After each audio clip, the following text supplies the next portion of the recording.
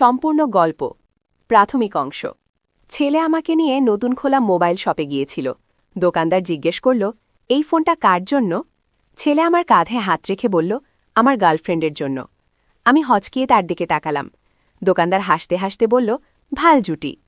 ফোনের বিল দেওয়ার সময় আমি ফিসফিস করে জিজ্ঞেস করলাম, গার্লফ্রেন্ড কেন বললি? সে আমার কানের কাছে মুখ এনে বলল, কারণ আমি চাই তুমি আমার প্রেমিকা হও, আমার জীবনসঙ্গী হও। মা, আমি তোমাকে একজন নারী হিসেবে ভালবাসি, বিয়ে করো আমাকে। নতুন ফোনের স্ক্রিনের উজ্জ্বলতায় তার চোখ জলজল করছিল। আমার হাত কাঁপছিল বিল হোল্ডার ধরে রাখতে গিয়ে। দোকান থেকে বের হতে গিয়ে সে আবার আমার হাত ধরল এবং বলল, মা, তুমি আমার ছেলে নও, আমি তোমার পুরুষ। রাস্তার লাইটের নিচে তার মুখে এক অদ্ভুত দৃঢ়তা দেখলাম গো। এই গল্পটি সম্পূর্ণ শুনলে আপনাদের পানি অটোমেটিক বের হয়ে যাবে, সো যত দ্রুত সম্ভব হাতের কাছে টিস্যু নিয়ে বসে পড়ুন। বিছানার চাদর যেন নষ্ট না হয় সেটা সম্পূর্ণ খেয়াল রাখার অনুরোধ জানিয়ে গল্পটি এখন শুরু করব। তার আগে সর্বশেষ অনুরোধ, দয়া করে এমন পানি বের করার গল্প নিয়মিত শুনতে আমাদের চ্যানেলটি সকলেই সাবস্ক্রাইব করুন। ধন্যবাদ। ব্যক্তিগত পরিচয়। হ্যালো বন্ধুরা, আমার নাম মৌসুমী খান। আমার বয়স 40 বছর। আমার স্বামীর নাম রাকিব খান, বয়স 43 বছর।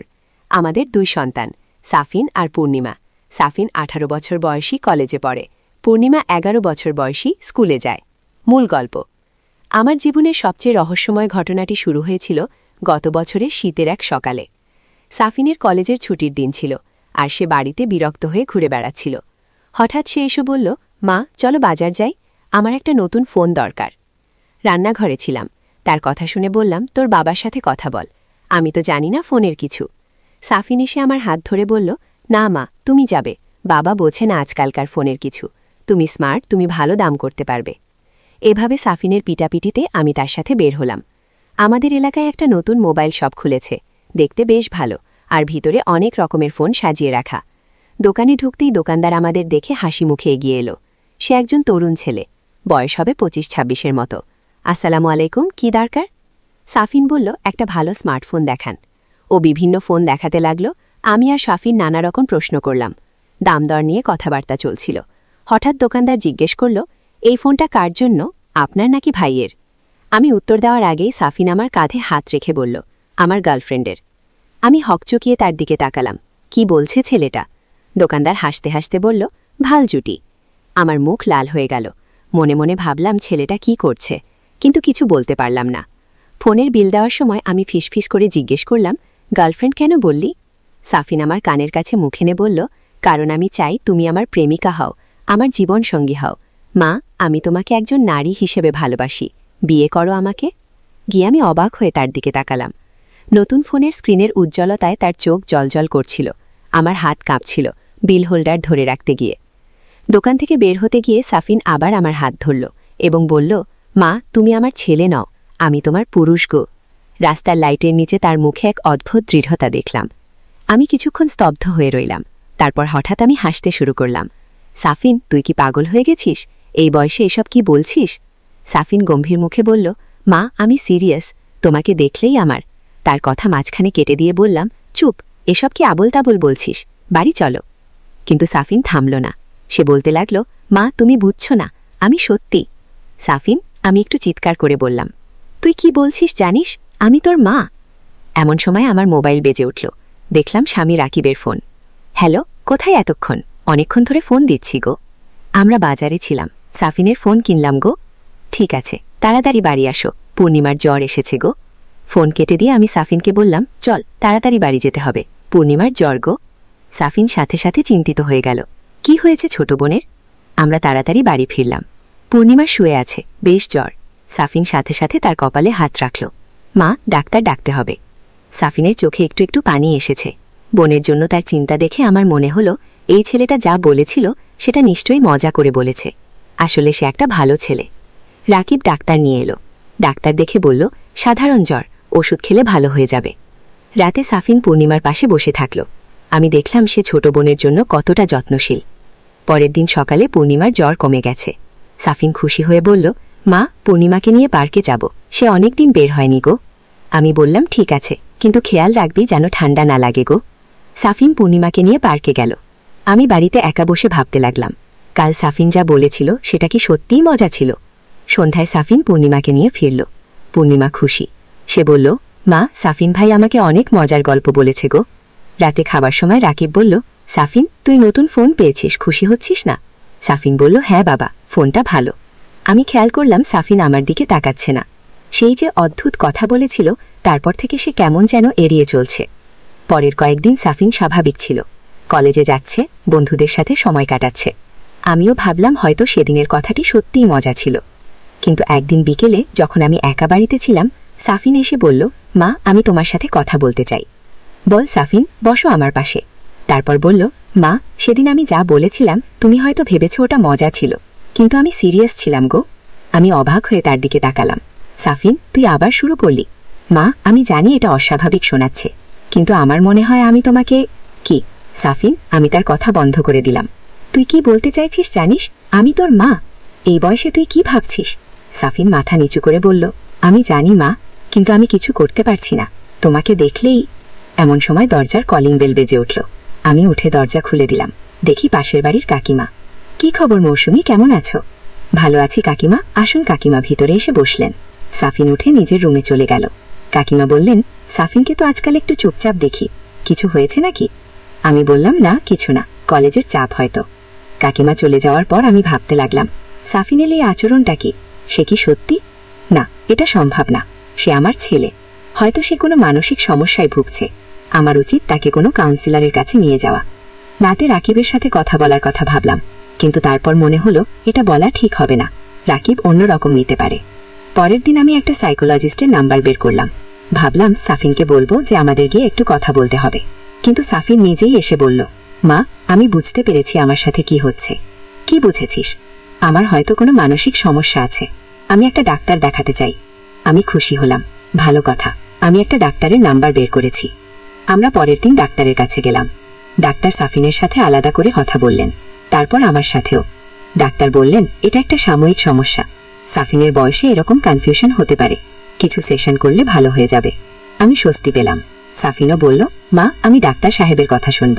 সাফিন নিয়মিত ডাক্তারের কাছে যেতে লাগলো। আস্তে আস্তে তার আচরণ স্বাভাবিক হয়ে এলো। সে আগের মতো হাসি খুশি হলো। পূর্ণিমার সাথে খেলা করে, পড়াশোনায় মন দিল। কয়েক মাস পর ডাক্তার বললেন, এখন আর কোনো সমস্যা নেই, সাফিন সম্পূর্ণ ভালো। সাফিন আমাকে বলল, মা, আমি সরি, আমি তোমাকে অস্বস্তিতে ফেলেছি গো। আমি তার মাথায় হাত বুলিয়ে বললাম, কোনো ব্যাপার না বাবা, এগুলো হয়ই। তারপর থেকে আমাদের পারিবারিক জীবন আবার স্বাভাবিক হলো। সাফিন এখন কলেজে ভালো করছে। তার একটা গার্লফ্রেন্ডও হয়েছে, একই কলেজের মেয়ে। একদিন সে মেয়েটিকে নিয়ে বাড়িতে এলো। খুব ভদ্র মার্জিত মেয়ে, আমার বেশ ভালো লাগে। সাফিন বলল, মা, রিনকে তুমি কেমন দেখলে? আমি বললাম, খুব ভালো মেয়ে, তোর পছন্দ ভালো। রিন লজ্জা পেয়ে বলল, আন্টি, আপনি খুব সুন্দর। সাফিন হেসে বলল, হ্যাঁ, আমার মায়ের সবচেয়ে সুন্দর গো। আমি তখন বুঝলাম সাফিন সত্যিই সুস্থ হয়ে গেছে। সে এখন আমাকে মা হিসেবেই দেখে, আর কিছু না। এভাবেই আমার সেই রহস্যময় দিনগুলোর সমাপ্তি হলো। জীবনে মাঝে মাঝে এমন কিছু ঘটনা ঘটে যা আমাদের পরীক্ষায় ফেলে, কিন্তু সঠিক সিদ্ধান্ত নিলে সবকিছু ঠিক হয়ে যায়। আজও মাঝে মাঝে সেই দিনগুলোর কথা মনে পড়ে, কিন্তু এখন আর কোনো চিন্তা নেই। সাফিন আর পূর্ণিমা দুজনেই আমার গর্ব। এই ছিল আমার জীবনের সবচেয়ে রহস্যময় অভিজ্ঞতা। কখনো কখনো জীবনে এমন কিছু ঘটে যা আমরা বুঝতে পারি না, কিন্তু ধৈর্য আর বিবেকের সাহায্যে সব সমস্যার সমাধান সম্ভব। কিছুদিন পর সাফিনের কলেজে একটা ইভেন্ট ছিল। সাফিন বলল, মা, তুমি আসবে আমাদের কলেজের অনুষ্ঠানে? আমি বললাম, কি রকম অনুষ্ঠান? কালচারাল প্রোগ্রাম, আমি গান গাইব গো। আমি খুশি হয়ে বললাম, অবশ্যই যাব, তোর বাবা আর পূর্ণিমাও যাবে গো। অনুষ্ঠানের দিন আমরা সবাই গেলাম। সাফিন খুব সুন্দর একটা গান গাইল। আমার চোখে পানি এসে গেল গর্ভে।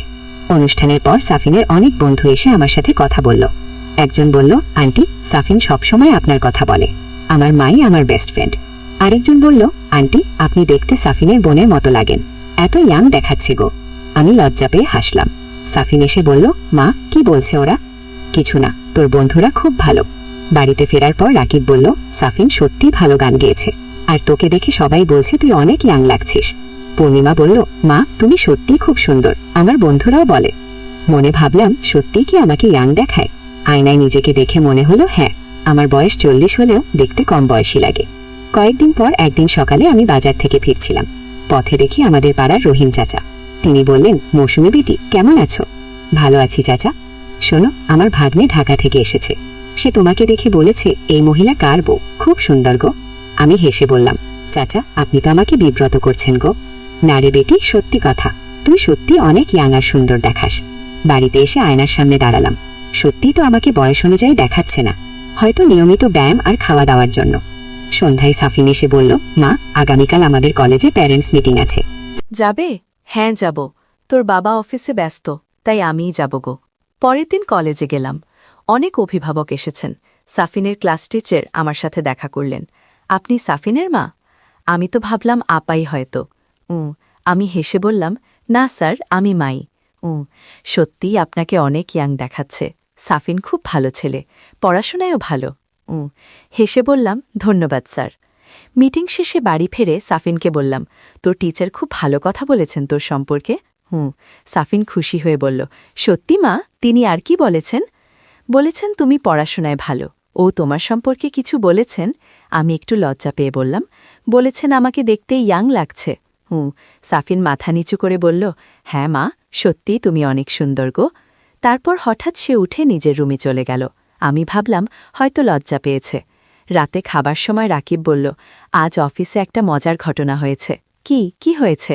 আমার নতুন কলিগ জিজ্ঞেস করছিল, তোর বুকি চাকরি করে? আমি বললাম না। সে বলল, এত সুন্দর আর স্মার্ট মহিলা চাকরি করলে ভালো করত। পূর্ণিমা বলল, বাবা ঠিক বলেছে মা, সত্যি স্মার্ট। সাফিন চুপচাপ খেতে লাগল। আমি খেয়াল করলাম সে কেমন যেন অস্বস্তিতে আছে। খাওয়ার পর সবাই নিজেদের কাজে ব্যস্ত হয়ে গেল। আমি রান্নাঘর গুছিয়ে নিচ্ছিলাম। হঠাৎ সাফিন এসে বলল, মা, আমি তোমার সাথে কথা বলতে পারি? হ্যাঁ বলো। সে একটু ইতস্তত করে বলল, মা, আজ সবাই তোমার সৌন্দর্যের কথা বলছে, এতে আমার মন খারাপ হয়ে যায়। আমি অবাক হয়ে বললাম, কেন, এতে মন খারাপের কি আছে? কারণ আমার মনে হয় তুমি শুধু আমারই হওয়া উচিত। কে? আমি চিন্তিত হয়ে বললাম, সাফিন, তুই আবার সেই কথা বলছিস? আমি ভেবেছিলাম তুই সুস্থ হয়ে গেছিস গো। মা, আমি সুস্থ, কিন্তু আমি তোমাকে এত ভালোবাসি যে অন্যরা যখন তোমার প্রশংসা করে তখন আমার জ্বালা হয়। আমি গভীর নিঃশ্বাস ফেলে বললাম, সাফিন, এটা স্বাভাবিক নয়। তোর আবার ডাক্তার দেখানো উচিত। কে? না মা, আমার ডাক্তার দেখানো লাগবে না, আমি নিজেই সামলে নেব। তারপর সে চলে গেল। আমি ভাবতে লাগলাম, সাফিনের এই সমস্যাটা কি সত্যিই কমেছে নাকি লুকিয়ে আছে? পরের দিন আমি রেনির সাথে কথা বলার সিদ্ধান্ত নিলাম।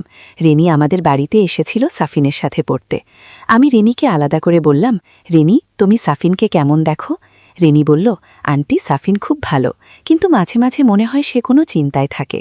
কি রকম চিন্তা? জানি না আন্টি, তবে সে সব সময় আপনার কথা বলে। আমার মা পৃথিবীর সবচেয়ে সুন্দর গো। আমি ভাবলাম রিমিকে কিছু বলা ঠিক হবে না।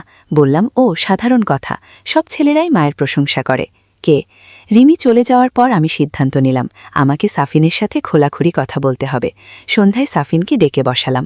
সাফিন, তোর সাথে আমার কিছু কথা আছে। কি কথা মা? তুই রিনিকে ভালোবাসিস? সাফিন একটু থেমে বলল, হ্যাঁ মাগো। তাহলে তোর মনে আমাকে নিয়ে আর কোনো অস্বাভাবিক চিন্তা আনবি না। তুই একটা বড় ছেলে, তোর জীবনে এগিয়ে যাওয়ার কথা ভাববি গো। সাফিন মাথা নিচু করে রইল। তারপর বলল, মা, আমি চেষ্টা করব।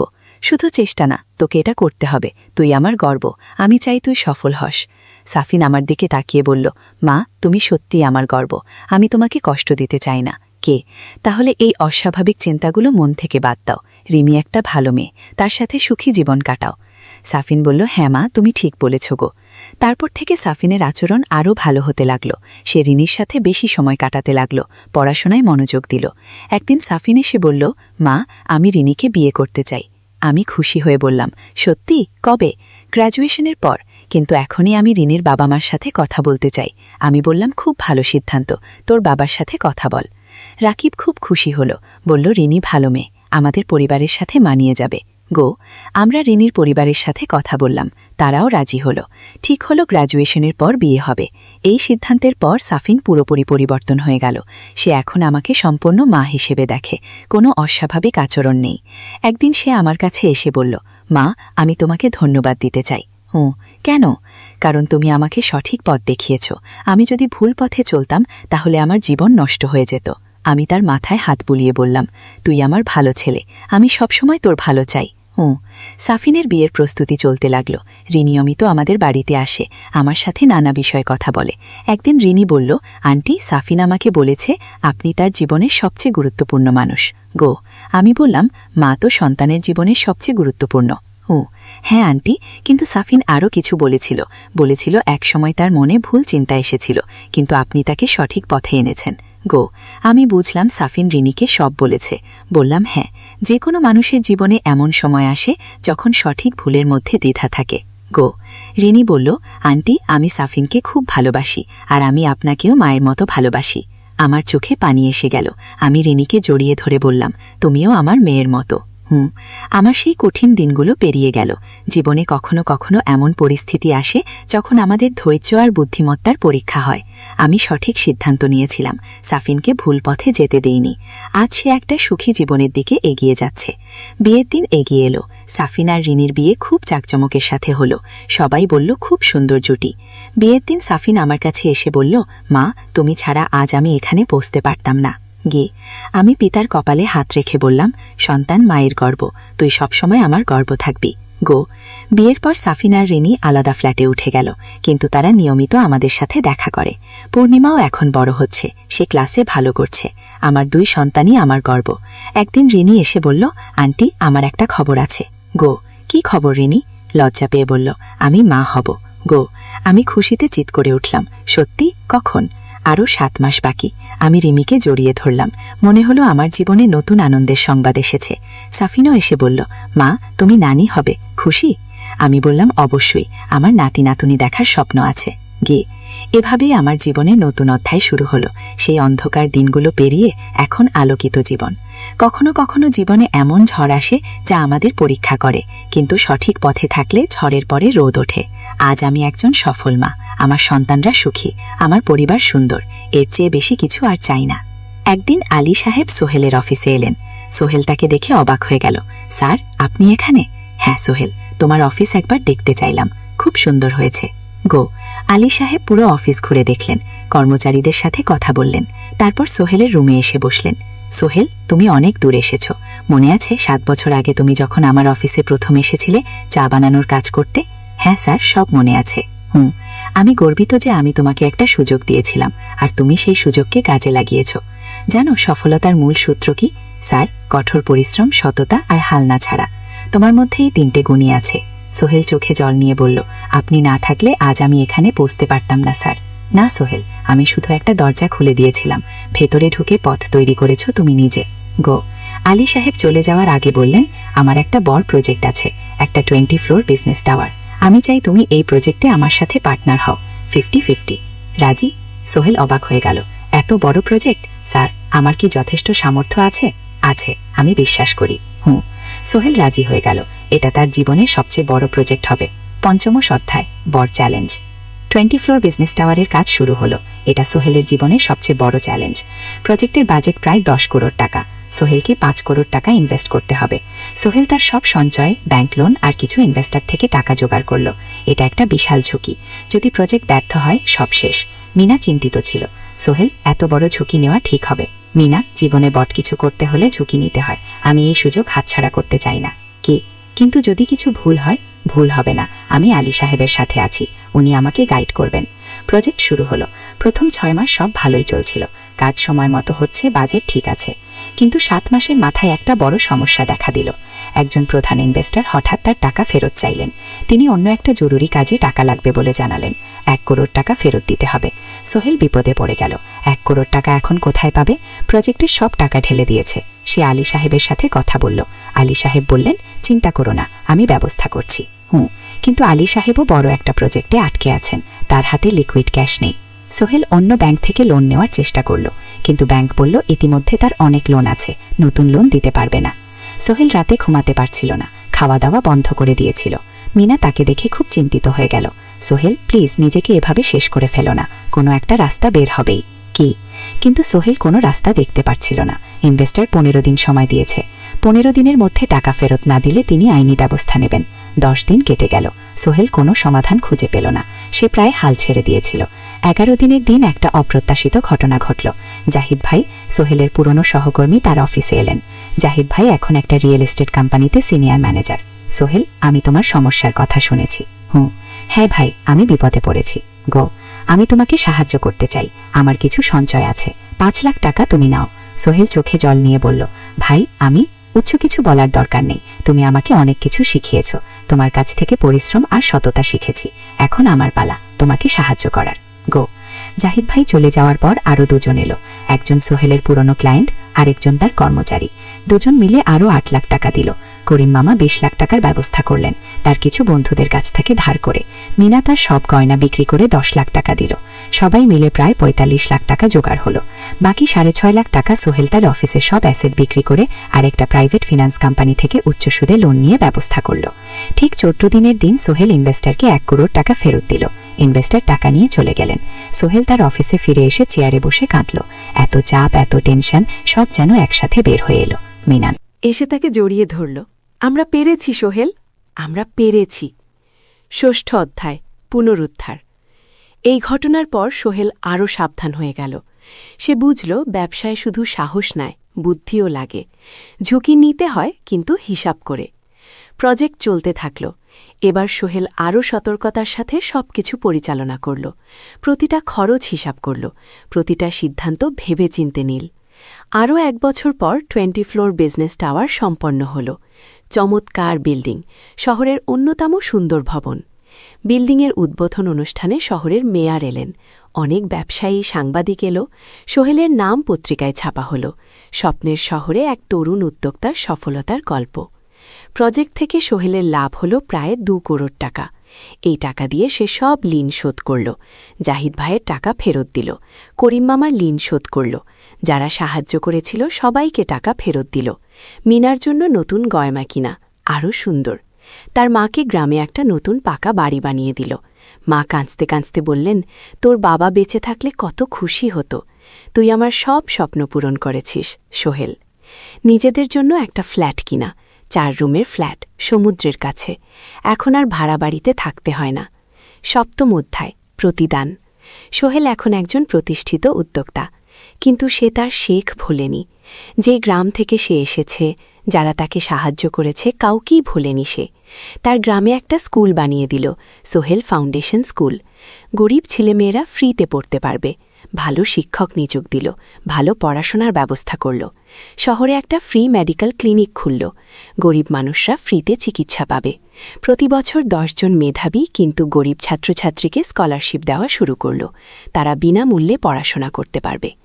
একদিন একটা টিভি চ্যানেল সোহেলের ইন্টারভিউ নিতে এলো। আপনার সফলতার গোপন সূত্র কি?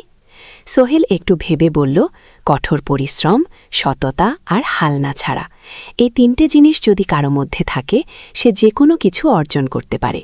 আর সবচেয়ে বড় কথা, যারা আমাকে সাহায্য করেছে তাদের ছাড়া আমি কিছুই না। একা কেউ সফল হতে পারে না। আগে আপনার পরবর্তী স্বপ্ন কি? আমি চাই আরও মানুষকে সাহায্য করতে। আমার মতো যারা গ্রাম থেকে শহরে আসে, তাদের জন্য একটা ট্রেনিং সেন্টার খুলব। তারা সেখানে বিভিন্ন স্কিল শিখতে পারবে, চাকরি পাবে, নিজের পায়ে দাঁড়াতে পারবে। অষ্টাদশ অধ্যায়, নতুন প্রজন্ম। আরও 5 বছর কেটে গেল। সোহেল এখন 45 বছরের। তার মেয়ে সারা এখন 9 বছরের। স্কুলে ক্লাস 4-এ পড়ে, খুব মেধাবী মেয়ে। একদিন সারা বাবাকে জিজ্ঞেস করল, বাবা, তুমি কিভাবে এত বড় হলে? আমার বন্ধুরা বলে তুমি একজন সফল মানুষ। গো। সোহেল তাকে কোলে নিয়ে বসো। বাবা, তুমি জানো তোমার দাদু ছিলেন একজন স্কুল শিক্ষক, খুব সৎ মানুষ, কিন্তু আমরা গরিব ছিলাম। আমি রিক্সা চালাতাম গো। রিক্সা? সত্যি? হ্যাঁ। তারপর আমি এই শহরে এলাম। অনেক কষ্ট করেছি, কিন্তু হাল ছাড়িনি। মানুষ আমাকে সাহায্য করেছে, আর আমি কঠোর পরিশ্রম করেছি।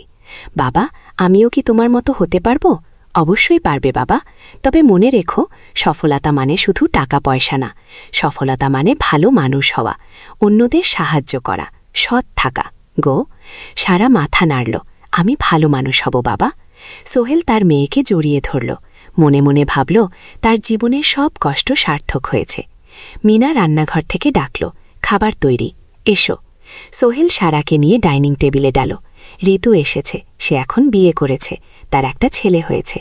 সোহেলের মাঝে মাঝে চট্টগ্রামে বেড়াতে আসেন, আজও এসেছেন। সবাই মিলে খেতে বসল, হাসি গল্পে ভরা পরিবার। সোহেল তাকালো তার মায়ের দিকে, মিনার দিকে, সারার দিকে, ঋতুর দিকে। মনে হলো জীবনে আর কি চাই। খাওয়া শেষে সবাই বসে রইল, গল্প করছিল। হঠাৎ সোহেলের ফোন বাজল, অফিস থেকে একটা জরুরি বিষয়। সোহেল ফোন রেখে দিয়ে মিনাকে বলল, একটা নতুন প্রজেক্টের প্রস্তাব এসেছে, একটা এতিমখানা বানানোর কাজ, সরকারি প্রজেক্ট, ও তুমি তুমি নেবে? অবশ্যই, এটা আমার স্বপ্নের প্রজেক্ট। যেসব বাচ্চাদের বাবা মা নেই তাদের জন্য একটা সুন্দর জায়গা গো। মিনা হাসল। তুমি কখনো বদলাও না, এখনো অন্যদের কথা ভাবো। এটাই তো জীবন মিনা, শুধু নিজের জন্য বাঁচলে কি হবে? 49 অধ্যায়, উত্তরাধিকার। 10 বছর আরও কেটে গেল। সোহেল এখন 55 বছরের। তার চুলে পাক ধরেছে, কিন্তু শক্তি এখনও আগের মতোই। সারা এখন 19 বছরের। সে বিশ্ববিদ্যালয়ে ইঞ্জিনিয়ারিং পড়ছে। সে চায় বাবার মতো কনস্ট্রাকশন ইন্ডাস্ট্রিতে কাজ করতে। একদিন সারা বাবাকে বলল, বাবা, আমি তোমার কোম্পানিতে কাজ করতে চাই। ও, এখনও তো তোর পড়াশোনা বাকি। ও জানি, কিন্তু আমি এখন থেকেই শিখতে চাই। ছুটির দিনে তোমার সাথে সাইটে যেতে চাই, দেখতে চাই কিভাবে কাজ হয়। সোহেদ খুশি হয়ে গেল। তার মেয়ে তার পথ অনুসরণ করতে চায়। ঠিক আছে, কিন্তু শর্ত হলো তোকে সবকিছু নিজ থেকে শিখতে হবে। কোনো স্পেশাল ট্রিটমেন্ট পাবি না। আগে আমি তো তাই চাই বাবা। গো। সারা তার বাবার সাথে কাজ শিখতে শুরু করল। সে দেখল কিভাবে শ্রমিকরা কাজ করে, কিভাবে ম্যাটেরিয়াল বাছাই করতে হয়, কিভাবে একটা প্রজেক্ট ম্যানেজ করতে হয়। সোহেল তাকে কোনো সহজ পথ দিল না। সারাকেও সবার মতো কষ্ট করতে হলো। সাইটে রোদে দাঁড়িয়ে থাকতে হলো, শ্রমিকদের সাথে কথা বলতে হলো। কিন্তু সারা হাল ছাড়ল না। সে তার বাবার মেয়ে, পরিশ্রম করতে জানে। 3 বছর পর সারা গ্র্যাজুয়েট হলো। সে সোহেলের কোম্পানিতে জুনিয়র প্রজেক্ট ম্যানেজার হিসেবে যোগ দিল। সোহেল ধীরে ধীরে সারাকে বড় দায়িত্ব দিতে শুরু করল। সারা তার বাবার মতোই সৎ, পরিশ্রমী। 20 অধ্যায়, সমাপ্তি নয়, নতুন শুরু। আরও 5 বছর পর সোহেল এখন 60 বছরের। সে সিদ্ধান্ত নিল এবার অবসর নেওয়ার সময় এসেছে। কোম্পানির দায়িত্ব সারাকে দেবে। একটা অনুষ্ঠান করা হলো। সোহেল আনুষ্ঠানিকভাবে কোম্পানির চেয়ারম্যান পদ থেকে অবসর নিল। সারা হলো নতুন ম্যানেজিং ডিরেক্টর। সোহেল তার বক্তৃতায় বলল, আমি যখন এই শহরে ঘুরে এসেছিলাম আমার পকেটে ছিল মাত্র 5,000 টাকা, একটা ছোট্ট ব্যাগ আর অনেক স্বপ্ন। আজ 40 বছর পর আমি পেছনে ফিরে তাকাই, দেখি একটা দীর্ঘ পথ। সেই পথে অনেক কষ্ট ছিল, অনেক বাধা ছিল, কিন্তু ছিল অনেক ভালোবাসাও, অনেক মানুষের সাহায্য। আমি বিশ্বাস করি সফলতা একা আসে না, এটা আসে অনেক মানুষের সমর্থন, ভালোবাসা আর বিশ্বাস নিয়ে। আমি যা কিছু অর্জন করেছি তা আমার একার না, এটা আমার পরিবারের, আমার কর্মচারীদের, আমার বন্ধুদের, সবার। আজ আমি আমার মেয়ে সারার হাতে এই দায়িত্ব তুলে দিচ্ছি। আমি জানি সে আমার চেয়ে ভালো করবে, কারণ সে শিখেছে আমার ভুল থেকে, আমার অভিজ্ঞতা থেকে। অনুষ্ঠান শেষ হলো, সবাই চলে গেল। সোহেল আর মিনা অফিসে একা দাঁড়িয়ে রইল। মিনা, মনে আছে আমরা প্রথম কখন দেখা হয়েছিলাম? হ্যাঁ, তোমার সেই ছোট্ট মুদি দোকানে তুমি বিস্কুট কিনতে এসেছিলে। কে ভেবেছিল সেই দিন থেকে আমাদের এই পথ? স্বপ্নের শহর, প্রথম অধ্যায়, যাত্রা শুরু। সকাল 7টা বেজে গেছে। ঢাকার কমলাপুর রেল স্টেশনে মানুষের ভিড়। চারদিকে চা বিস্কুট বিক্রেতাদের চিৎকার, ট্রেনের হর্ন আর যাত্রীদের কোলাহল। এই বিশাল ভিড়ের মধ্যে একটা ছোট্ট ব্যাগ হাতে দাঁড়িয়ে আছে সোহেল। বয়স মাত্র 22, গায়ের রং শ্যামলা, চোখে স্বপ্নের ঝিলিক। ভাইজান, চট্টগ্রামে টিকিট আছে? সোহেল টিকিট কাউন্টারের সামনে দাঁড়িয়ে জিজ্ঞেস করল। আছে, 30 টাকা। কাউন্টারের লোকটা উত্তর দিল। সোহেল তার পকেট থেকে টাকা বের করল, মোট 5,000 টাকা। এই টাকা সে জমিয়েছে গত 3 বছরে রিক্সা চালিয়ে। তার স্বপ্ন ছিল চট্টগ্রাম গিয়ে একটা ভালো চাকরি পাওয়া। গ্রামে আর থাকতে চায় না সে। বাবা মারা গেছেন 10 বছর আগে। মা আর ছোট বোন ঋতুকে নিয়ে সংসার চালাচ্ছিল রিক্সা চালিয়ে। কিন্তু এভাবে তো আর সারা জীবন চলবে না। টিকিট কেটে সোহেল প্ল্যাটফর্মে এলো। ট্রেন ছাড়বে আর মাত্র 15 মিনিট পরে। সে একটা বেঞ্চে বসে পড়ল, ব্যাগটা বুকের কাছে চেপে ধরল। এই ব্যাগে আছে তার সব সম্পদ, কিছু কাপড়, একটা ছোট্ট ফুড ফ্রেমে বাবা মায়ের ছবি, আর কিছু টাকা। কোথায় যাচ্ছেন? পাশে বসা একজন বয়স্ক মানুষ জিজ্ঞেস করলেন। চট্টগ্রাম কাকা, চাকরি খুঁজতে যাচ্ছি। সোহেল বিনয়ের সাথে উত্তর দিল। ভালো, তবে শহরে সাবধানে থাকবেন। শহর মানে অনেক সুযোগ, কিন্তু অনেক ফাঁদও আছে, খুব বয়স্ক লোকটা বললেন। সোহেল মাথা নাড়ল। সে জানে শহরের জীবন সহজ না, কিন্তু তার কোনো বিকল্প নেই। গ্রামে রিক্সা চালিয়ে মাসে 3,500 টাকা আয় হতো তার। তার মধ্যে সংসার চালাতে হতো, বোনের স্কুলের খরচ দিতে হতো, মায়ের ওষুধের খরচ দিতে হতো। কিছুই বাঁচত না। আর এই জীবন থেকে বেরোনোর একটাই পথ, শহরে গিয়ে ভালো কাজ খুঁজে নেওয়া। সোহেল মনে মনে ভাবল তার বাবার কথা। বাবা ছিলেন একজন স্কুল শিক্ষক, খুব সৎ মানুষ ছিলেন। সবসময় বলতেন, সোহেল, তুই লেখাপড়া শিখে বড় মানুষ হবি। আমাদের পরিবারে আর কেউ বড় চাকরি করেনি, তুই করবি। কিন্তু বাবা যখন মারা গেলেন তখন সোহেল মাত্র এসএসসি পরীক্ষা দিয়েছে, ফলাফল ভালো হয়েছিল, জিপিএ 4.50। কিন্তু বাবার মৃত্যুর পর আর পড়া হলো না, পরিবারের দায়িত্ব নিতে হলো। ট্রেন ছাড়ল। সোহেল জানালার পাশে বসে বাইরে তাকালো। ধানো ক্ষেত, নদী, ছোট ছোট গ্রাম সব পেছনে ফেলে ট্রেন এগিয়ে চলল। সোহেলের মনে হলো সে যেন তার পুরনো জীবনটাকেও পেছনে ফেলে আসছে। ট্রেনে একজন হকার এসে চা বিক্রি করছিল। সোহেল একটা চা কিনা, 10 টাকা। চা খেতে খেতে সে ভাবছিল, চট্টগ্রাম পৌঁছে কি হবে? করিম মামা তাকে সাহায্য করবেন তো? চাকরি পাওয়া যাবে তো? করিম মামা আসলে সোহেলের খুব দূর সম্পর্কের মামা, সোহেলের দাদির বোনের ছেলে। অনেক বছর আগে গ্রাম ছেড়ে চট্টগ্রামে চলে গিয়েছিলেন। সেখানে একটা কনস্ট্রাকশন কোম্পানিতে কাজ করেন। বছরে একবার দুবার গ্রামে আসতেন। গত বছর যখন এসেছিলেন তখন সোহেলের মাকে বলেছিলেন, সোহেলকে চট্টগ্রাম পাঠান, আমি একটা কাজের ব্যবস্থা করে দেব। সেই কথাতেই ভরসা করে সোহেল আজই যাত্রা। দ্বিতীয় অধ্যায়, নতুন শহর। চট্টগ্রাম পৌঁছাতে প্রায় 6 ঘন্টা লেগে গেল। দুপুর 1টা বাজে। সোহেল স্টেশন থেকে বের হয়ে শহরের রাস্তায় দাঁড়ালো। কি বিশাল শহর! এত গাড়ি, এত মানুষ, চারদিকে উঁচু উঁচু বিল্ডিং, দোকানপাট, মানুষের ভিড়। সোহেল কিছুক্ষণ দাঁড়িয়ে থাকলো সবকিছু দেখতে দেখতে। তার মনে হচ্ছিল সে যেন অন্য কোনো পৃথিবীতে এসে পড়েছে। তার পকেটে একটা ছোট্ট কাগজ আছে, সেখানে লেখা একটা ঠিকানা, করিম মিয়া, বাড়ি নং 23, রোড নং 5, আগ্রাবাদ, চট্টগ্রামকে। সোহেল একটা রিক্সা ডাকলো। কত নেবেন আগ্রাবাদ যেতে? 50 টাকা। সোহেল রিক্সায় উঠল। রাস্তার দুধারে দোকান, মার্কেট, অফিস সবকিছু দেখতে দেখতে পর্যন্ত দেখল। করিম তো অফিসে গেছে। তুমি কে? কোথা থেকে এসেছ? সোহেল সব খুলে বলল। মহিলা তাকে ভেতরে ঢুকতে দিল। বসো, করিম সন্ধ্যায় ভাই ফিরবে। গুল। ফ্ল্যাটটা ছোট, 2টো রুম, একটা ছোট্ট রান্নাঘর আর একটা বাথরুম। কিন্তু সোহেলের কাছে খুব সুন্দর লাগল। গ্রামের সেই টিনের ঘরের চেয়ে তো অনেক ভালো। মহিলা তার নাম জানালো, সালমা, করিম মামার স্ত্রী। তাদের 2টো ছেলে, একজন ক্লাস 8-এ পড়ে, আরেকজন ক্লাস 5-এ। খেয়েছ? সালমা আপা জিজ্ঞেস করল। না আপা, দুধ। অপেক্ষা করো, ভাত আছে, মাছ আছে, খাও। সোহেল প্রথমে রাজি হতে চাইল না, কিন্তু খুব খিদে পেয়েছিল। সকাল থেকে শুধু একটা চা আর বিস্কুট খেয়েছে। খাওয়া দাওয়ার পর সোহেল বসে রইল। সালমা আপা তাকে গল্প করতে লাগল। তোমার মা কেমন আছেন? তোমার বোন ভালো আছে? আপা, মার একটু গেটে বাত আছে, ওষুধ খাচ্ছেন। বোন স্কুলে পড়ে। গু। তুমি কি করতে চাও এখানে? চাকরি খুঁজছি আপা, যে কোনো কাজ করব। বাসায় মা আর বোনকে টাকা পাঠাতে হবে। সালমা আপা মাথা নাড়ল। করিম তোমার জন্য কিছু একটা করবে, সে ভালো মানুষ, সারাদিন অপেক্ষা করো। সোহেল সন্ধ্যা 6টায় করিম মামা ফিরলেন। 50-এর কাছাকাছি বয়স, কালো রঙের প্যান্ট শার্ট পরা, হাতে একটা ব্যাগ। আরে সোহেল, কবে এলি? করিম মামা মামা খুশি হয়ে বললেন, আজ সকালে। মামাগি? করিম মামা তাকে জড়িয়ে ধরলেন। অনেকদিন পর দেখলাম, কেমন আছিস? ভালো আছি মামাগি। ভালো পড়েছি শেষে। এখানে অনেক সুযোগ আছে, তোর জন্য একটা কাজের ব্যবস্থা করে দেব। তবে প্রথমে কয়েকদিন এখানে থাক, শহরটা একটু চিনে নে, তারপর কাজে যোগ দিবি। গু। সোহেলের মনে আশার আলো জ্বলল। সে ভাবল হয়তো তার ভাগ্য এবার পাল্টাবে।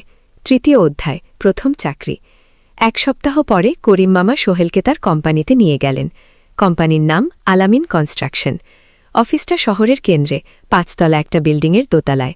মালিক আলী সাহেব, 50-এর কাছাকাছি বয়স, মোটা চেহারা, চোখে সোনার ফ্রেমের চশমা। বদলোক মানুষ, কিন্তু খুব কড়া। এই ছেলেটাকে কি কাজে লাগাবেন আলী সাহেব? করিম মামাকে জিজ্ঞেস করলেন।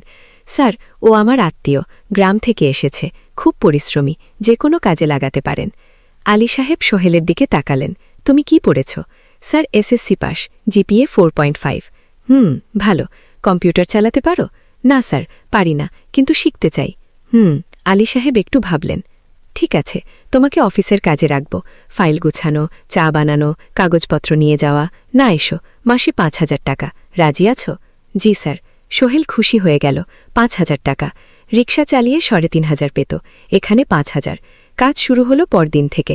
সকাল 8টায় অফিসে যেতে হয়, ফিরতে হয় সন্ধ্যা 7টায়। প্রথম দিন সোহেল ঘুম থেকে উঠল ভোর 5টায়। তৈরি হয়ে 7:30টায় অফিসের উদ্দেশ্যে বের হল। করিম মামার বাড়ি থেকে অফিস প্রায় 5 কিলোমিটার, বাসে যেতে হয়। অফিসে পৌঁছে সোহেল দেখল সে প্রথম। আলী সাহেব এখনও আসেননি, অফিস খোলা ছিল না। আর 10 মিনিট পর একজন লোক এসে অফিস খুলল। তুমি নতুন? জি, আমি সোহেল। আমি জাহিদ, অ্যাসিস্ট্যান্ট ম্যানেজার। এসো। জাহিদ ভাই সোহেলকে সবকিছু দেখালেন। অফিসে মোট 6 জন কর্মচারী, দুজন ইঞ্জিনিয়ার, একজন অ্যাকাউন্টেন্ট, একজন অ্যাসিস্ট্যান্ট ম্যানেজার জাহিদ ভাই, একজন রিসেপশনিস্ট, আর এখন সোহেল। সোহেলের কাজ শুরু হলো চা বানানো দিয়ে, তারপর অফিস পরিষ্কার করা, ফাইল গুছানো, কাগজপত্র এক জায়গা থেকে আরেক জায়গায় নিয়ে যাওয়া। কাজ কঠিন না, কিন্তু সারাদিন দৌড়ঝাঁপ করতে হয়। দুপুরে খাবারের জন্য আধা ঘন্টা বেরোতি। সোহেল একটা ছোট হোটেলে গিয়ে ভাত কাজ তরকারি খেল, 50 টাকা। সন্ধ্যায় অফিস বন্ধ হলো, সোহেল ক্লান্ত হয়ে বাসায় ফিরল। কেমন লাগলো প্রথম দিন? করিম মামা জিজ্ঞেস করলেন। ভালো মামা, অনেক কিছু শিখলাম। প্রথম মাসের শেষে সোহেল বেতন পেল 5,000 টাকা। সে 3,000 টাকা মাকে পাঠালো। মা ফোনে কাঁদতে লাগলেন। আল্লাহ তোকে ভালো রাখুক সোহেল। সোহেলের চোখেও জল এলো। তার মনে হলো সে একটা বট কাজ করতে পেরেছে। চতুর্থ অধ্যায়, শহরের জীবন। 3 মাস কেটে গেল। সোহেল এখন শহরের সাথে মিশে গেছে। প্রতিদিন অফিসে যাওয়া আসার পথে সে দেখে হাজারো মানুষের জীবন। কেউ সফল, কেউ ব্যর্থ, কিন্তু সবাই চলছে নিজের পথে। সোহেল অফিসের কাজের পাশাপাশি কম্পিউটার শেখার চেষ্টা করছে। অফিসে একটা কম্পিউটার আছে, যখন কেউ ব্যবহার করে না তখন সোহেল একটু একটু শেখার চেষ্টা করে। জাহিদ ভাই তাকে সাহায্য করেন। সোহেল, তুমি যদি কম্পিউটার ভালোভাবে শিখতে পারো তাহলে তোমার ভবিষ্যৎ উজ্জ্বল। জাহিদ ভাই একদিন বললেন, কিভাবে শিখব ভাই? ট্রেনিং সেন্টারে যাও, সন্ধ্যায় ক্লাস আছে, মাসে 2,000 টাকা লাগবে। সোহেল ভাবল 2,000 টাকা অনেক, কিন্তু এটা বিনিয়োগ, ভবিষ্যতের জন্য। সে একটা ট্রেনিং সেন্টারে ভর্তি হল। সপ্তাহে 3 দিন সন্ধ্যা 7:30 থেকে রাত 9টা পর্যন্ত ক্লাস। কম্পিউটারের basic, MS word, Excel, PowerPoint, internet ব্যবহার। একদিন অফিস থেকে ফেরার সময় সোহেল একটা দোকানে চা খেতে গেল। দোকানের পাশেই একটা ছোট্ট মুদি দোকান। সেখানে একটা মেয়ে বসে আছে। বয়স হবে 20-এর কাছাকাছি। সাদা সিধে চেহারা, সাদা শাড়ি পরা, কিন্তু চোখে এক ধরনের দৃঢ়তা। ভাইজান, 1 প্যাকেট বিস্কুট দেন। কি? সোহেল বলল। মেয়েটা বিস্কুট দিল। 20 টাকা। সোহেল টাকা দিয়ে যাচ্ছিল। হঠাৎ মেয়েটা বলল, আপনি নতুন এসেছেন এই এলাকায়, তাই না? হ্যাঁ, 3 মাস হলো। কিভাবে বুঝলেন? আপনার চেহারা দেখেই বোঝা যায়, এখনো গ্রামের ছোঁয়া আছে। আর আপনি প্রতিদিন এই পথ দিয়ে যান, দেখেছি। কি? মেয়েটা হাসল। সোহেল হেসে ফেল। আপনি খুব পর্যবেক্ষক মনে হচ্ছে। গি, জীবনে অনেক কিছু দেখেছি, তাই মানুষকে চিনতে শিখেছি। গু, আপনার নাম? মিনা। এই দোকান আমার বাবার, উনি অসুস্থ, তাই আমি দেখছি। গু, সেদিন থেকে সোহেল প্রায় সেই দোকানে যেতে শুরু করল। মিনার সাথে গল্প করত। ধীরে ধীরে তাদের মধ্যে একটা বন্ধুত্ব তৈরি হলো। মিনাও তার জীবনের গল্প বলল। মিনার মা মারা গেছেন যখন সে মাত্র 7 বছরের। বাবা আব্দুল হামিদ একা হাতে মিনাকে বট করেছেন। মুদি দোকান দিয়ে সংসার চালান। মিনা কলেজে পড়ে, অনার্স 2nd ইয়ার। সকালে কলেজে যায়, দুপুরে ফিরে এসে দোকান সামলায়। বাবার হার্টের সমস্যা আছে, তাই ভারী কাজ করতে পারেন না। তোমার স্বপ্ন কি? একদিন সোহেল জিজ্ঞেস করল। গ্র্যাজুয়েশন শেষ করে একটা ভালো চাকরি করব, তারপর বাবাকে ভালো চিকিৎসা করাবো। তুমি? আমিও চাকরি করে পরিবারকে ভালোভাবে দেখভাল করতে চাই। মা আর বোনকে নিয়ে শহরে আনবো একদিন। গো, দুজনেই নিজেদের স্বপ্নের কথা বলতে গিয়ে বুঝে তাদের স্বপ্ন অনেকটা একই রকম। 5ম অধ্যায়, বিপদ। 6 মাস কেটে গেল। সোহেল এখন আলী সাহেবের খুব প্রিয় কর্মচারী। সে শুধু চা বিস্কুট দেওয়ার কাজই করে না, এখন কম্পিউটারেও কিছু কাজ শিখেছে। ছোটখাটো টাইপিং, ডেটা এন্ট্রি এসব করতে পারে। আলী সাহেব খুশি হয়ে তার বেতন বাড়িয়ে 8,000 টাকা করে দিয়েছেন। একদিন রাতে সোহেল অফিস থেকে ফিরছিল। সেদিন একটু দেরি হয়ে গেছে, রাত প্রায় 9টা। সাধারণত সোহেল সন্ধ্যা 7:30টায় ফিরে, কিন্তু সেদিন অফিসে একটা জরুরি কাজ ছিল। বাস থেকে নেমে সোহেল বাড়ির দিকে হাঁটছিল। হঠাৎ একটা অন্ধকার গলিতে 3 জন লোক তাকে ঘিরে ধরল। তাদের চেহারা দেখেই বোঝা যাচ্ছিল ভালো উদ্দেশ্য নিয়ে আসেনি। টাকা দে, তাড়াতাড়ি, একজন বলল। তার হাতে একটা ছুরি।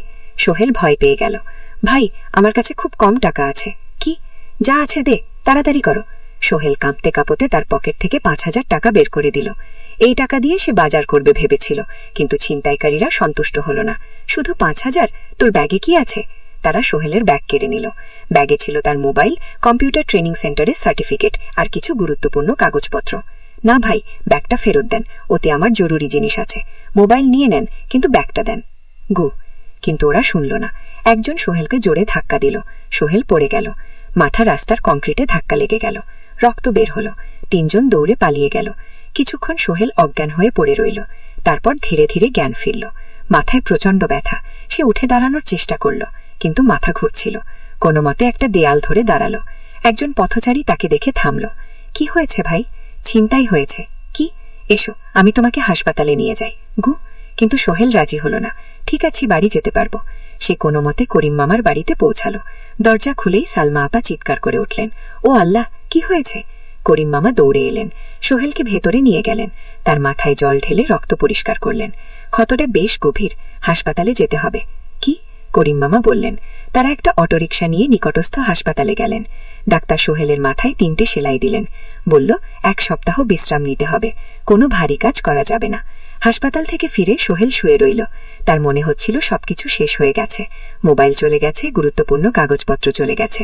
এখন 1 সপ্তাহ অফিস করতে পারবে না। পরদিন সকালে করিম মামা আলী সাহেবকে ফোন করে সব জানালেন। আলী সাহেব বললেন, ঠিক আছে, সোহেল ভালো হয়ে এলে আসবে, চিন্তার কিছু নেই।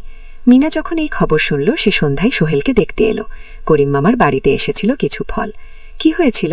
মিনা চিন্তিত গলায় জিজ্ঞেস করল। সোহেল সব বলল। মিনা রেগে গেল। এই শহরে এখন অনেক অপরাধ বেড়ে গেছে, পুলিশ কিছু করে না। তুমি পুলিশের রিপোর্ট করেছ? না, লাভ নেই। তবুও করা উচিত। তোমার মোবাইলটা হয়তো খুঁজে পাওয়া যাবে। কি? করিম মামা সোহেলকে নিয়ে পুলিশ স্টেশনে গেলেন। জেনারেল ডায়েরি করলেন, কিন্তু পুলিশ খুব একটা আশা দিল না। দেখি কিছু করা যায় কিনা। সোহেল বুঝল মোবাইল আর ফিরবে না। সেই 1 সপ্তাহ সোহেলের জীবনের সবচেয়ে কঠিন সময় ছিল। সে শুধু শারীরিকভাবে ক্ষতিগ্রস্ত হয়নি, মানসিকভাবেও ভেঙে পড়েছিল। প্রতি রাতে দুঃখ স্বপ্ন দেখত। সেই 3 জন ছিনতাইকারীর মুখ ভুলতে পারছিল না। মিনা প্রায় প্রতিদিন আসত, তাকে সাহস দিত।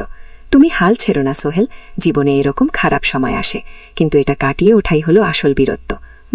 সোহেলের মা গ্রাম থেকে ফোন করতেন, করিম মামার মোবাইল থেকে। তুই ভালো আছিস তো সোহেল? মাকে সব সত্যি বলেনি, শুধু বলেছে, হ্যাঁ মা, ভালো আছি, একটু জ্বর হয়েছিল, এখন ভালো। সপ্তাহ পর সোহেল আবার অফিসে গেল। আলী সাহেব তাকে দেখে খুশি হলেন। কেমন আছো? ভালো আছি স্যার। ঠিক আছে, তবে প্রথম কয়েকদিন হালকা কাজ করবে। সোহেল আবার কাজে মন দিল, কিন্তু একটা জিনিস তাকে খুব কষ্ট দিচ্ছিল। তার মোবাইল নেই, মায়ের সাথে কথা বলতে পারছে না। নিয়মিত করিম মামার মোবাইল চাইতে সংকোচ লাগে। একদিন জাহিদ ভাই তাকে ডাকলেন। সোহেল, আমার একটা পুরনো মোবাইল আছে, তুমি ব্যবহার করো না? না ভাই, আমি নাও, আমার কাজে লাগছে, তুমি রাখো, গো। সোহেল কৃতজ্ঞতায় প্রায় কেঁদে ফেলল। ধন্যবাদ ভাই। মোবাইল পেয়ে সোহেল প্রথমেই মাকে ফোন করল। মা খুব খুশি হলেন। এতদিন ফোন করিসনি কেন? মা, মোবাইলটা নষ্ট হয়ে গিয়েছিল, নতুন নিয়েছি। মায়ের গলায় স্বস্তি ফুটে উঠল। 6ষ্ঠ অধ্যায়। নতুন সুযোগ। আরও 3 মাস কেটে গেল। সোহেল পুরোপুরি সুস্থ হয়ে গেছে। তার জীবন আবার স্বাভাবিক হয়ে এসেছে। সে এখন কম্পিউটার ট্রেনিং শেষ করেছে, সার্টিফিকেট পেয়েছে। কিন্তু একটা ঘটনা তার জীবনে বড় পরিবর্তন নিয়ে এলো। একদিন সকালে আলী সাহেব তাকে ডাকলেন। সোহেল, বসো। সোহেল বসো। মনে একটু ভয় লাগছিল, আলী সাহেবকে তাকে বকবেন। সোহেল, তুমি তো এখন কম্পিউটার চালাতে পারো। জি স্যার, একটু একটু শিখেছি। গো, ভালো, আমি তোমার কাজ দেখছি, তুমি খুব পরিশ্রমী। আরশাদ আমাদের কোম্পানিতে এরকম মানুষের দরকার। গো।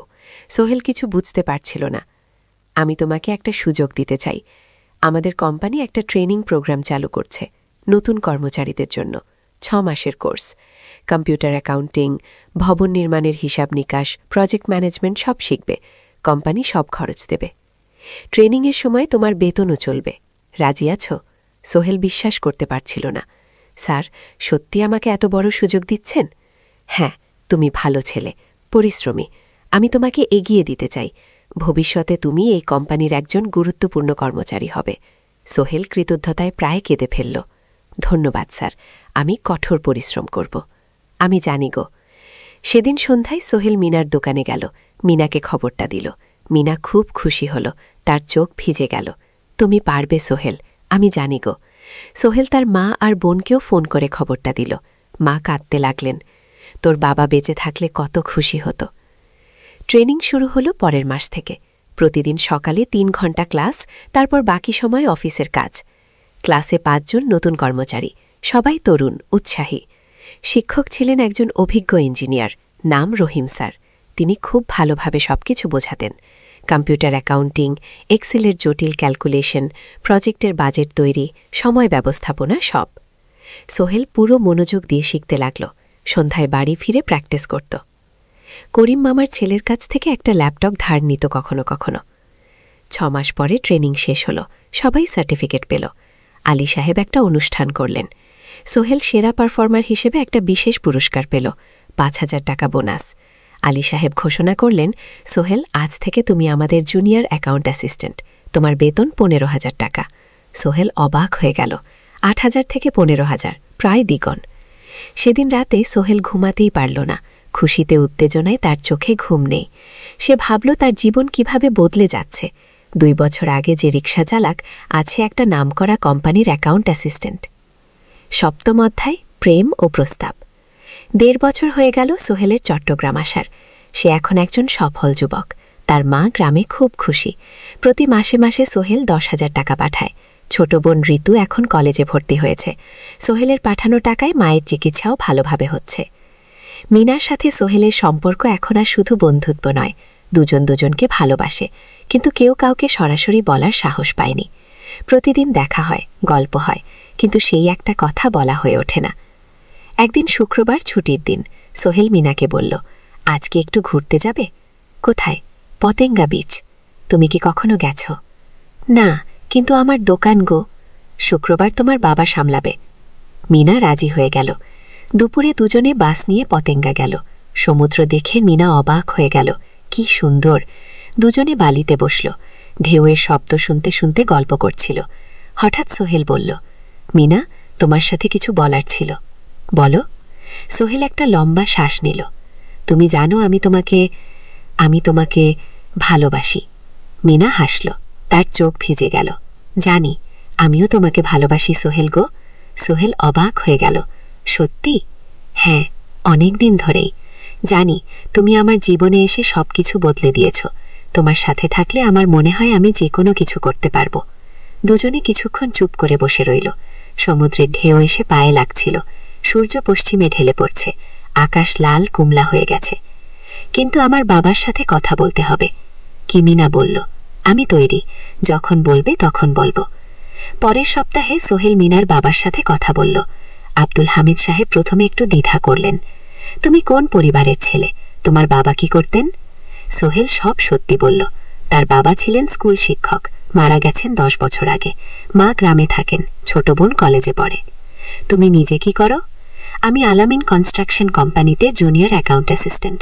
মাসে 15,000 টাকা বেতন। ও, আব্দুল হামিদ সাহেব ভাবলেন, তারপর বললেন, দেখো, মিনা আমার একমাত্র সন্তান। তার মানেই আমি একা তাকে বট করেছি। আমি চাই মিনা একজন ভালো ছেলের সাথে বিয়ে হোক। তুমি দেখতে ভালো ছেলে মনে হচ্ছে, কিন্তু আমাকে তোমার মায়ের সাথে দেখা করতে হবে, তোমার পরিবারকে জানতে হবে। জি আঙ্কেল, আমি ব্যবস্থা করছি। গো। সোহেল খুশিতে আটখানা। সে সেদিন রাতেই তার মাকে ফোন করল। মাকে সব বলল। মা প্রথমে অবাক হলেন, তারপর খুশি হলেন। মিনা মেয়েটা কেমন? খুব ভালো মা, তুমি দেখলে পছন্দ করবে।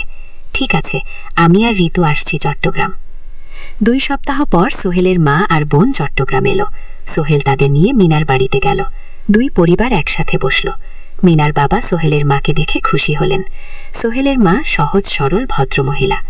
আপনার ছেলে খুব ভালো, মিনা তাকে পছন্দ করে। আমিও রাজি। আব্দুল হামিদ সাহেব বললেন, আমার সোহেল সৎ ছেলে, মিনাকে খুব ভালোবাসে। আমি জানি ও মিনাকে সুখে রাখবে। কি? সোহেলের মা বললেন। বিয়ের তারিখ ঠিক হলো 3 মাস পর। এই 3 মাসে সোহেল যথেষ্ট টাকা জমাবে। বিয়ে হবে সাদামাটা কিন্তু সুন্দর। 8ম অধ্যায়, নতুন পথ। 3 মাস কেটে গেল দ্রুত। সোহেল প্রতিদিন কঠোর পরিশ্রম করছিল। অফিসে তার কাজের প্রশংসা হচ্ছে। আলী সাহেব তাকে এখন ছোটখাট প্রজেক্টের হিসাব দেখতে দিচ্ছেন। সোহেল তার সঞ্চিত টাকা দিয়ে বিয়ের আয়োজন করল। বিয়ে হলো মিনার বাড়ির কাছের একটা কমিউনিটি সেন্টারে। খুব বেশি লোক আসেনি, 2 পরিবারের আত্মীয় স্বজন আর অফিসের কয়েকজন সহকর্মী। কিন্তু অনুষ্ঠান ছিল খুব সুন্দর। সোহেল যখন মিনাকে বিয়ের পোশাকে দেখল, তার মনে হলো পৃথিবীর সবচেয়ে সুন্দর মেয়ে সে। লাল শাড়ি পরা, মুখে হালকা মেকআপ, কিন্তু তার স্বাভাবিক সৌন্দর্য ছিল আসল। বিয়ের পর সোহেল একটা ছোট্ট ফ্ল্যাট ভাড়া নিল। 2 রুমের ফ্ল্যাট, মাসে ভাড়া 5,000 টাকা। মিনা এখনও তার পড়াশোনা চালিয়ে যাচ্ছে। আরও 1 বছর বাকি গ্র্যাজুয়েশন শেষ হতে। সোহেলের মা আর বোন গ্রামে ফিরে গেল। মা বলে গেলেন, সোহেল, মিনাকে ভালো রাখিস। মেয়েরা অনেক ত্যাগ করে সংসার করতে গো। জানি মা গো। নতুন জীবন শুরু হলো। সোহেল সকালে অফিসে যায়, সন্ধ্যায় ফেরে। মিনা সকালে কলেজে যায়, দুপুরে ফিরে রান্না করে, ঘর গোছায়। সন্ধ্যায় দুজনে একসাথে বসে পড়াশোনা করে, গল্প করে, টিভি দেখে। জীবন সুন্দর ছিল, কিন্তু চ্যালেঞ্জও ছিল। মাসিক খরচ, ভাড়া 5,000, বাজার 3,000, বিদ্যুৎ গ্যাস 1,000, মায়ের জন্য 5,000, মিনার কলেজের খরচ 1,200, মোট প্রায় 14,000 টাকা। বাঁচা তো মাত্র 1,000 খানিক। কিন্তু সোহেল হাল ছাড়ল না। সে শেষ সন্ধ্যায় একটা কম্পিউটার ট্রেনিং সেন্টারে পার্ট টাইম পড়ানো শুরু করলো। সপ্তাহে 3 দিন 2 ঘন্টা করে। এতে মাসে আরও 3000 টাকা আসতে লাগলো। মিনাও বসে থাকলো না। সে বাড়িতে বসে কয়েকজন স্কুলের ছাত্রছাত্রীকে টিউশন পড়াতে শুরু করলো। মাসে 2000 টাকা আয়। এভাবে কেটে গেল 6 মাস। দুজন মিলে পরিবার চালাচ্ছে, স্বপ্ন দেখছে। একদিন সোহেল বলল, মিনা, আমি একটা নতুন স্বপ্ন দেখছি গো। কি? আমি নিজে একটা ছোট্ট কনস্ট্রাকশন কোম্পানি খুলতে চাই। ছোট ছোট প্রজেক্ট নেব, বাড়ি মেরামত, ছোট বিল্ডিং বানানো, এইসব। তোমার কি যথেষ্ট অভিজ্ঞতা আছে? আছে। আমি 2 বছর ধরে এই কাজের সাথে জড়িত। অনেক কিছু শিখেছি, আর আলী সাহেবও আমাকে সাহায্য করবেন। কিন্তু টাকা কোথায়? কোম্পানি খুলতে তো অনেক টাকা লাগবে গে। আমি জমাচ্ছি, আরও 1 বছর কাজ করব, তারপর চেষ্টা করব। মিনা তাকে সমর্থন দিল। তুমি পারবে, তোমার মধ্যে সেই শক্তি আছে গে। নবম অধ্যায়, চ্যালেঞ্জের সময়। কিন্তু ভাগ্য সবসময় অনুকূলে থাকে না। সোহেল যখন স্বপ্ন দেখছিল নিজের কোম্পানি খোলার, তখনই একটা বড় সমস্যা এলো। আলী সাহেবের কোম্পানি একটা বড় প্রজেক্ট পেয়েছিল, একটা 10 তলা বিল্ডিং বানানোর কাজ। কিন্তু প্রজেক্টের প্রধান ইনভেস্টর হঠাৎ পালিয়ে গেল। তিনি কোম্পানির কাছ থেকে প্রায় 50 লাখ টাকা নিয়ে গেছেন, কিন্তু কাজ শেষ হয়নি। কোম্পানি বড় ক্ষতির মুখে পড়ল। আলী সাহেব অনেক কর্মচারীকে ছাঁটাই করতে বাধ্য হলেন। প্রায় 10 জনকে চাকরি থেকে বাদ দিলেন। বাকিদের বেতন কমাতে হলো। সোহেলকে আলী সাহেব ডেকে বললেন, সোহেল, আমি তোমাকে রাখতে চাই, তুমি বিশ্বস্ত কর্মচারী, কিন্তু তোমার বেতন কমাতে হবে 15,000 থেকে 10,000। সোহেল মনে মনে চিন্তায় পড়ে গেল। 10,000 টাকায় সংসার চলবে কিভাবে? মায়ের খরচ, ভাড়া, বাজার সব মিলিয়ে তো 14,000 টাকা লাগে। কিন্তু সে কিছু বলল না। ঠিক আছে স্যার। বাড়ি ফিরে সোহেল মিনাকে সব বলল। মিনা চিন্তিত হয়ে গেল। এখন কি হবে? চিন্তা করো না, আমি পার্ট টাইম টিউশনের সময় বাড়াবো, আর তুমিও বেশি করে টিউশন নাও। কিন্তু আমার তো পড়াশোনাও আছে গে। জানি, কিন্তু এখন এটাই করতে হবে। সোহেল সন্ধ্যায় আরও 2টো জায়গায় পার্ট টাইম কাজ খুঁজে। একটা দোকানের সন্ধ্যায় হিসাব দেখার কাজ পেল, মাসে 2000 টাকা। আরেকটা জায়গায় সপ্তাহান্তে কম্পিউটার রিপেয়ারের কাজ পেল, মাসে 1500 টাকা। মিনাও 3 জন নতুন স্টুডেন্ট নিল। টিউশনে তার আয় বাড়ল 2000 থেকে 3500-এ। এই কঠিন সময় ছিল। সোহেল সকাল 8টায় অফিসে যেত, সন্ধ্যা 6টায় ফেরত। তারপর একটু একটু বিশ্রাম নিয়ে 7:30টায় বেরোতো পার্ট টাইম কাজে। রাত 10টায় বাড়ি ফেরত। রবি সোমবার কম্পিউটার রিপেয়ারের কাজ।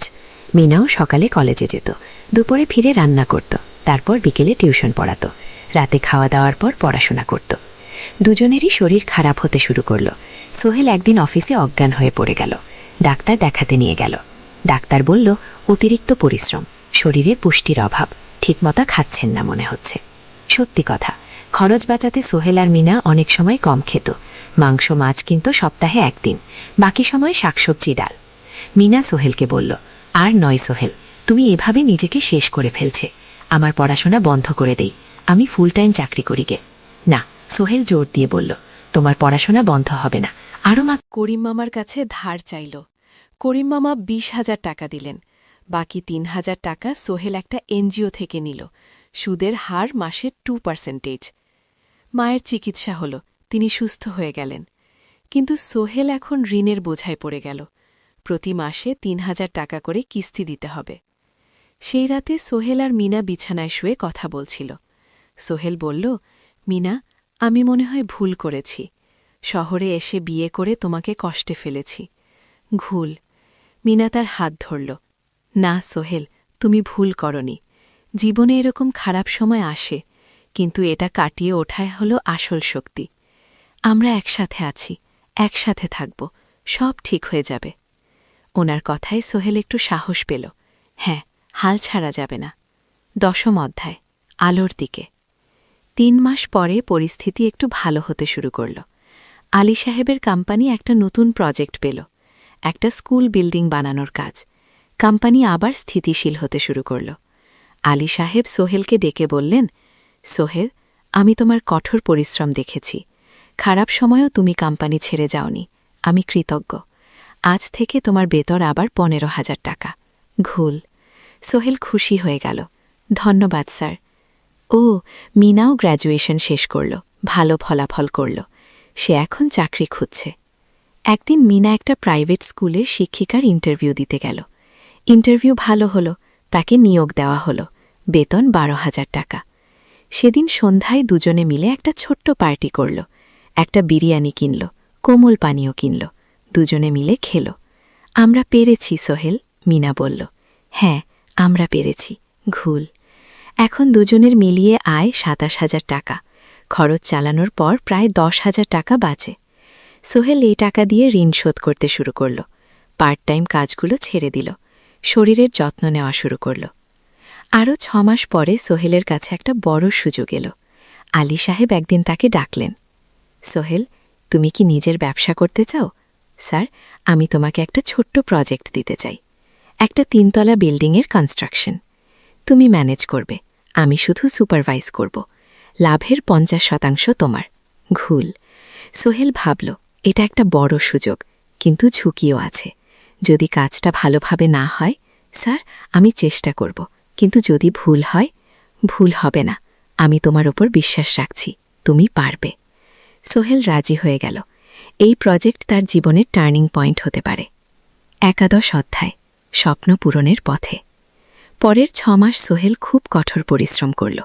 প্রজেক্টটা ম্যানেজ করা সহজ ছিল না। শ্রমিক নিয়োগ, ম্যাটেরিয়াল কেনা, কাজের তদারকি, সময়মতো কাজ শেষ করা, সব দায়িত্ব তার। প্রথম ২ মাস খুব চাপের মধ্যে গেল। একদিন একজন শ্রমিক কাজ করতে গিয়ে আহত হল। সোহেল তাকে হাসপাতালে নিয়ে গেল, তার চিকিৎসার খরচ দিল। এতে প্রজেক্টের বাজেট একটু বাড়ল, কিন্তু সোহেল জানত এটা করা দরকার। আরেকদিন ভুল ম্যাটেরিয়াল ডেলিভারি হল। সোহেল সেগুলো ফেরত পাঠালো, সঠিক জিনিস আনালো। এতে ৩ দিন দেরি হল, কিন্তু কাজের মান ঠিক রইল।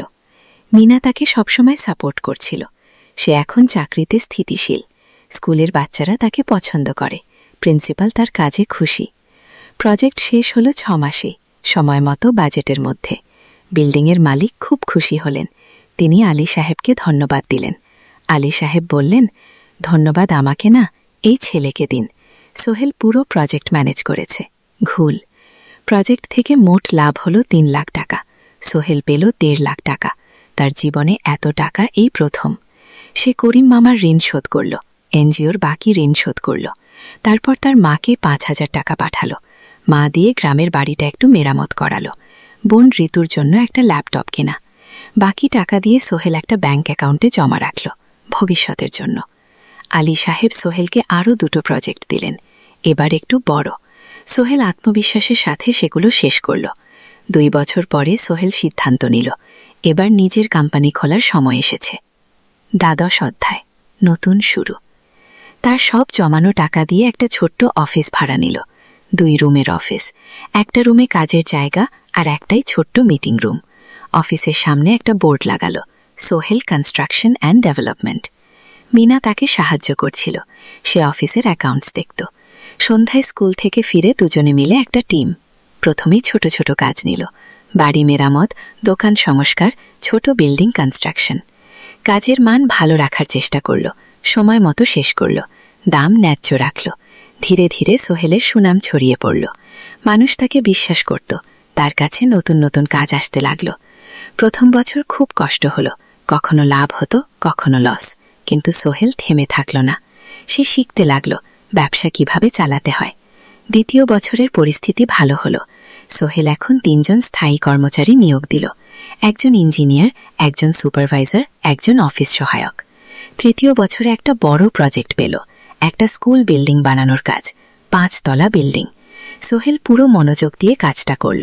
শ্রমিকদের ভালো বেতন দিল, ভালো ম্যাটেরিয়াল ব্যবহার করল, সময় মতো কাজ শেষ করল। স্কুল কর্তৃপক্ষ খুব খুশি হল। তারা সোহেলের কাজের প্রশংসা করল। এই প্রজেক্ট থেকে সোহেল প্রায় ৫ লাখ টাকা লাভ করল। এই টাকা দিয়ে সে আরও ভালো একটা অফিস নিল, আরও কর্মচারী নিয়োগ দিল। এখন তার কোম্পানিতে ১০ জন স্থায়ী কর্মচারী। প্রজেক্ট অনুযায়ী আরও শ্রমিক নিয়োগ দেওয়া হয়। ১৩ অধ্যায়, পরিবার। এদিকে সোহেল আর মিনার সংসারেও খুশির খবর এলো। মিনা গর্ভবতী। ৯ মাস পর তাদের একটা মেয়ে হলো। নাম রাখল সারা।